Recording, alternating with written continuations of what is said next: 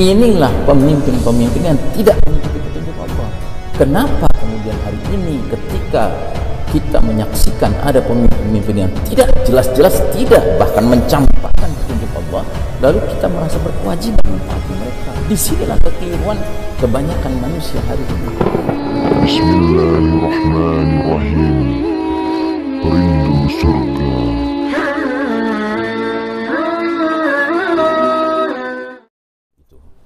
Nah, ingat, solusi fundamental intinya adalah seorang muslim harus menghadapi fitnah Masih Dajjal jika ditakdirkan menghadapinya dengan cara bergantung sepenuhnya hanya kepada Allah Ta'ala. Sebab kata Nabi, ya Allah menjadi khalifahku yang akan melindungi kalian dari fitnah Masih Dajjal. Dengan kata lain, koneksi seorang mukmin harus kuat sinyalnya. Dia harus benar-benar menyala, on, terus menerus, tidak boleh on and off, tidak boleh redup, apalagi sampai putus ya koneksinya.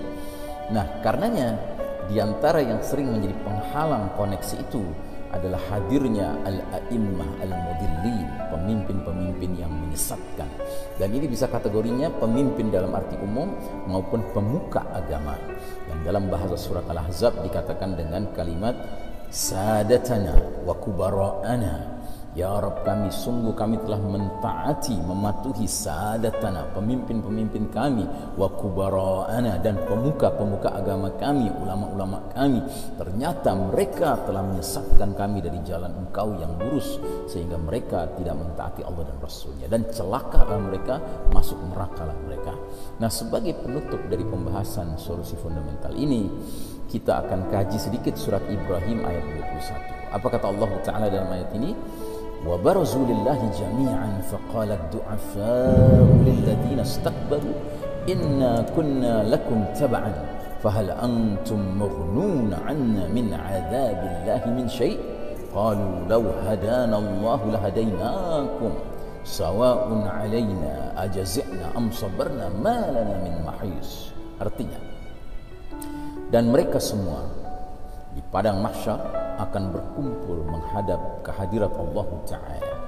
Lalu berkatalah orang-orang yang lemah, yakni para pengikut, rakyat kebanyakan, kepada alladzina istakbaru, orang-orang yang sombong dan menyombongkan diri, yaitu penguasa pada umumnya, penguasa kebanyakan ya. Apa kata rakyat, kata pengikut? Mereka mengatakan, sesungguhnya kami adalah pengikut-pengikut kalian. Maka dapatkah kalian menghindarkan dari kami azab Allah walaupun sedikit saja? Apa jawab mereka? Apa jawab al-a'immah al-mudillin ini, para pemimpin yang menyesatkan ini? Mereka menjawab, lau hadanallahu lahadainakum. Sungguh seandainya Allah memberi petunjuk kepada kami, niscaya kami dapat memberi petunjuk kepada kalian. Sama saja bagi kita. Apakah kita mengeluh ataukah bersabar? Sekali-kali tidak dapat kita mempunyai tempat ya, untuk melarikan diri. Jadi jelas ketika di hari berbangkit kelak nanti, di padang mahsyar nanti, saat para pengikut rakyat kebanyakan menuntut tanggung jawab dari pemimpinnya ya, kenapa mereka dahulu tidak memberikan petunjuk kepada rakyatnya, petunjuk yang benar, petunjuk yang bersumber dari Allah Rabbul Alamin, Allah Azza wa Jalla? Mereka menjawab dengan jujur ketika itu, lau hadana Allahu lahadainakum. Sungguh seandainya Allah memberi kami petunjuk, niscaya kami bisa memberi kalian petunjuk. Artinya apa? Inilah pemimpin-pemimpin yang tidak mengikuti petunjuk Allah. Kenapa kemudian hari ini ketika kita menyaksikan ada pemimpin-pemimpin yang tidak jelas-jelas tidak bahkan mencampakkan petunjuk Allah, lalu kita merasa berkewajiban mentaati mereka? Disinilah kekeliruan kebanyakan manusia hari ini. Menyangka asalkan dia sudah formal pemimpin, asalkan dia sudah formal ulama, lalu serta-merta kita mengikutinya. Tapi kalau dia tidak mengikuti petunjuk Allah, ngapa kita mengikuti mereka? Nah, jadi di sini ya jelas mereka akhirnya mengatakan bahwa sesungguhnya ya sama saja, mau kita mengeluhkah, mau kita bersabarkah, tidak ada jalan keluar dari azab Allah Ta'ala, neraka yang menyala-nyala ini Ya, jadi Nabi Muhammad SAW memperingatkan umat ini agar mewaspadai al-a'immah al-mudillin, para pemimpin yang menyesatkan, yang merupakan fitnah yang lebih Nabi Muhammad SAW khawatirkan menimpa umat ini daripada fitnah Dajjal. Dan fitnah tersebut akan datang sebelum atau menjelang keluar fitnah Dajjal. Artinya, jika seseorang sudah gagal menghadapi fitnah a'immah mudillin, para pemimpin yang menyesatkan, bagaimana lagi dia akan bisa selamat menghadapi fitnah Dajjal yang merupakan pemimpin taghut yang paling dahsyat dalam menyesatkan manusia. Allah izinkan dia memiliki 1001 sihir, ilmu sihir, tipu daya untuk menyesatkan manusia. Nah, karenanya saudaraku rahimakumullah, sekali lagi kami ingatkan, mari kita benar-benar mengokohkan iman kita menjadi sidqul iman, tauhid kita menjadi tauhid yang benar-benar yu'minu billah di satu sisi, yakfur bitaghut di lain sisi, mengimani Allah Ta'ala di satu sisi, dan mengkufuri taghut, syaitan dan para konco-konconya di lain sisi. Ya, niscaya orang yang demikian dia telah berpegang teguh kepada buhul tali yang amat kuat yang tidak akan putus selama-lamanya. Ya. Nah, sekarang kita masuk kepada practical solution, solusi-solusi praktis. Ya. Ada beberapa solusi praktis yang telah diarahkan oleh Nabi Muhammad SAW kepada kita. Ya. Yang pertama, hendaknya kita membiasakan membaca doa, ya, menjelang berakhirnya sholat kita, menjelang kita salam kanan salam kiri. Ya, di akhir sholat hendaknya kita membaca doa memohon perlindungan Allah Ta'ala dari 4 perkara, yang salah satunya adalah dari keburukan fitnah al-Masihud Dajjal. Doa ini dibaca ketika duduk tasyahud atau tahiyat akhir, menjelang salam ke kanan dan ke kiri. Dijelaskan dalam hadis, idza tashahhada ahadukum falyasta'idz billahi min arba'in. Yaqulu Allahumma inni a'udzubika min 'adzabi jahannam wa min 'adzabil qabr wa min fitnatil mahya wal mamati wa min syarri fitnatil masiihid dajjal. Dari Abu Hurairah radhiyallahu anhu, ia berkata, Rasulullah sallallahu alaihi wasallam bersabda, jika salah seorang di antara kalian bertasyahud, ya, hendaklah meminta perlindungan kepada Allah dari 4 perkara. Dan doanya berbunyi, Allahumma inni a'udzubika min adzabi jahannam. Ya Allah, aku berlindung kepada Engkau dari azab jahannam. Wa min adzabil qabri, dan dari azab kubur. Wa min fitnatil mahya wal mamati, dan dari fitnah kehidupan maupun kematian. Wa min syarri fitnatil masihid dajjal, dan dari keburukan fitnah al-masihid dajjal. Sesudah dia membaca doa ini, baru dia salam kiri. Ya, ini disunnahkan oleh Nabi Muhammad SAW. Ya. Yang kedua, menjauhi ad-dajjal. Ya, Nabi Muhammad SAW mengarahkan umatnya agar menjauhi ad-dajjal ketika fitnah paling dahsyat ini keluar di tengah umat manusia. Bila fitnah dajjal sudah keluar dan sedang menebar aneka tipu dayanya, maka hendaknya seorang mukmin tidak memelihara rasa ingin tahunya sehingga penasaran untuk mendekati ad-dajjal. Sebab Nabi Muhammad SAW mengkhawatirkan adanya seorang laki-laki yang benar-benar mendatangi ad-dajjal dan menyangka bahwa ad-dajjal adalah seorang yang baik. Bahkan dia mengira ad-dajjal itu seorang mukmin, sehingga laki-laki itu mengikuti apa saja tipu daya yang ditampilkan oleh ad-dajjal. Ya. Disebutkan dalam hadisnya, man sami'a bid-dajjali falyan'a anhu fa wallahi innar rajula la ya'tihi wa huwa yahsibu annahu mu'minun fayatbi'uhu mimma yab'atsu bihi minasy-syubuhati aw lima yab'atsu bihi minasy-syubuhat.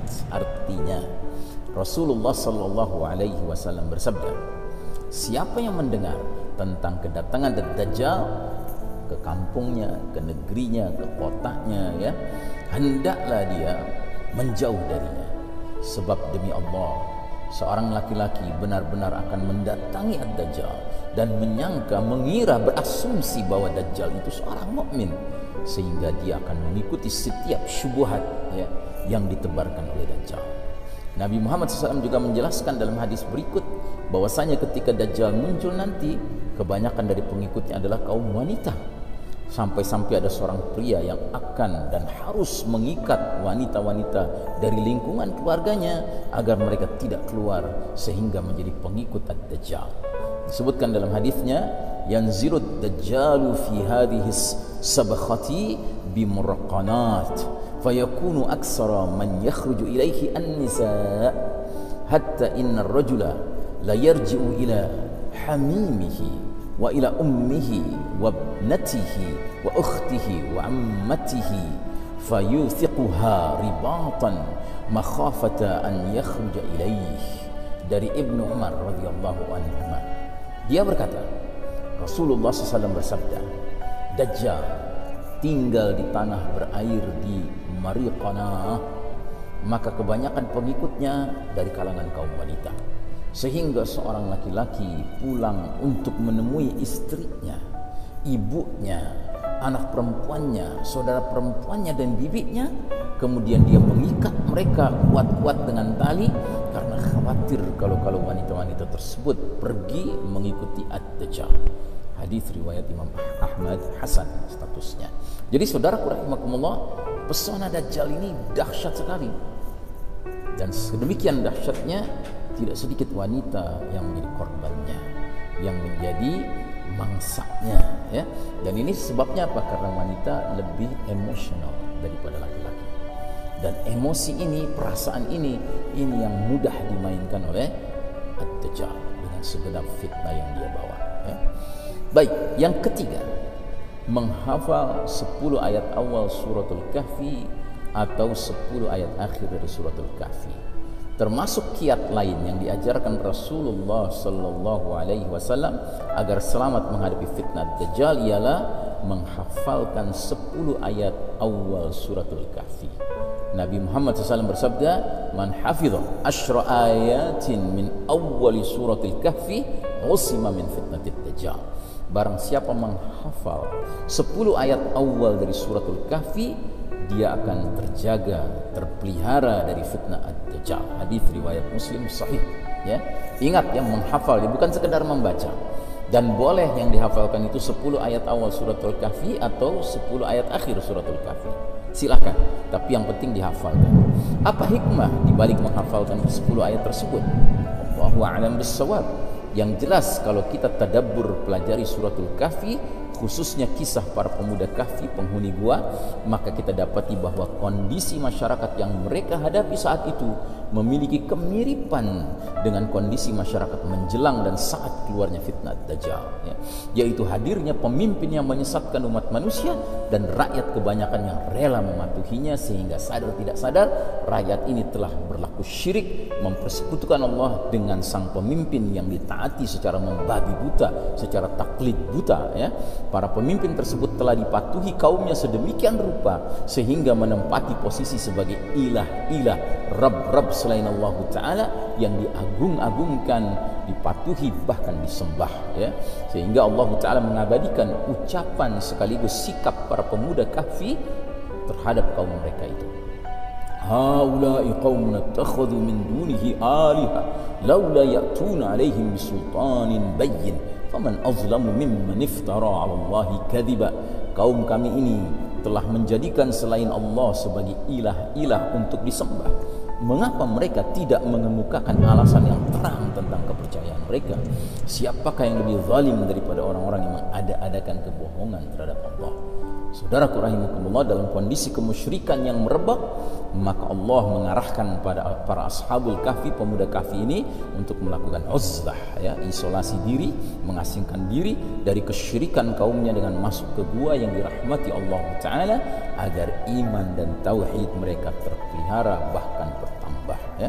Allah Ta'ala, ya, menyatakan dalam surah Al-Kahfi ayat 10, "Idh awal fityatu ilal kahfi faqalu rabbana atina min ladunka rahmatan wa hayyi' lana min amrina rasyada." Ya Rabb kami, ingatlah ketika pemuda-pemuda itu mencari tempat berlindung ke dalam gua, lalu mereka berdoa, "Ya Rabb kami, berilah rahmat kepada kami dari sisimu dan sempurnakanlah bagi kami petunjuk yang lurus dalam urusan kami ini."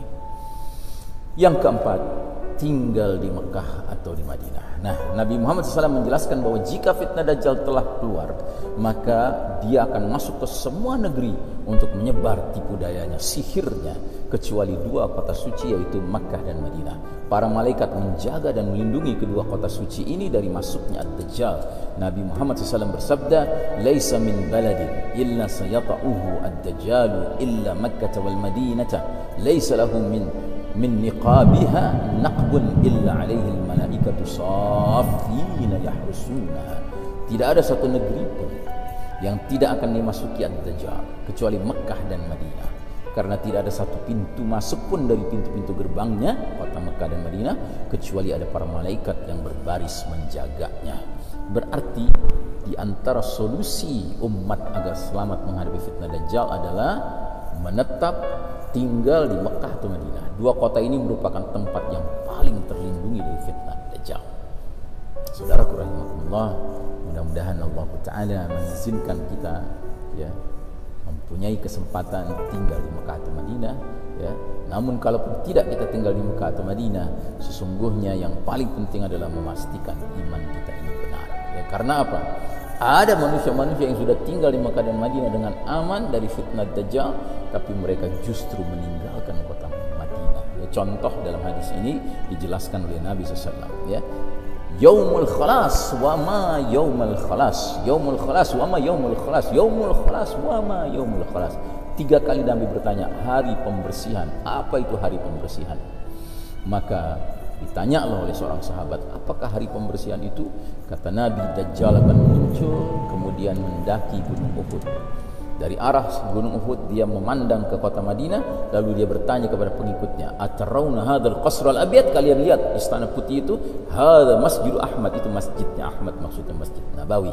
Kemudian Dajjal mendatangi Madinah, dia turun dari bukit Uhud mendatangi Madinah, namun dia dapati di setiap jalan menuju kota itu ada malaikat penjaga yang menghunuskan pedangnya. Kemudian Dajjal mendatangi Sabkha al-Juruf, tanah tandus di lereng bukit. Kemudian dia pukul serambi depannya sehingga kota Madinah bergetar, gempa 3 kali. Dengan gempa itu tidak ada seorang munafik pun, laki-laki maupun perempuan, tidak ada seorang fasik pun, laki-laki maupun perempuan, melainkan dengan sukarela keluar meninggalkan kota Madinah untuk menemui Ad-Dajjal. Dan itulah yang disebut dengan Yaumul Khalas, hari pembersihan. Jadi saudaraku rahimakumullah, hati-hati. Ujung akhir daripada solusi menghadapi Dajjal adalah sidqul iman wal istiqamah. Sehingga kalau memang kita memiliki sidqul iman dan istiqamah, tinggal di Madinah atau Mekah lagi, itu lebih mantap lagi, tidak akan diganggu oleh fitnah Dajjal. Tapi apatalah gunanya tinggal di Mekah atau Madinah namun dengan kerusakan ya, iman, sehingga menyebabkan dirinya menjadi munafik atau fasik, dan ini akan menjadi mangsa-mangsa dari Dajjal yang ketika mengetukkan ya kakinya di serambi sebuah bukit di luar kota Madinah, bahkan itu menjadi sihir yang menghipnotis, mengajak, menarik, menyedot ya orang-orang munafik dan fasik ini keluar dengan sukarela menuju Dajjal meninggalkan kota yang aman yaitu Madinah Al-Munawwarah. Nauzubillah.